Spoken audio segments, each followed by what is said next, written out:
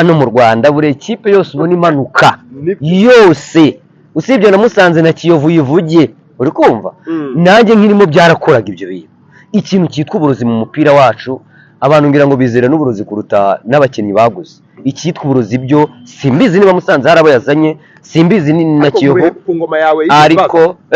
ku ngoma yawe yigeze baza no sinzi niba mbishe icyo nari nkubwiye ndakubwiye nta kipe igimanuka hano mu Rwanda vide gutya warazani ntayo uravuga ko ku ngoma yawe byabaga abarozi se ntago mbivuze rimwe cyangwa kabiri ngo nabaganga ntago bita abarozi n'abaganga ni ba mwarimu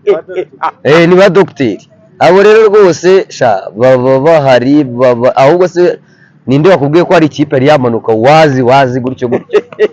ibyo bintu by'abarozi nuko hariya mu birunga simbizi hari haruguru hariya mu birunga hagati ngo ya Muhabura na Sabyi uwo ngo kubanza aramanura none ntuza baramanura inkuba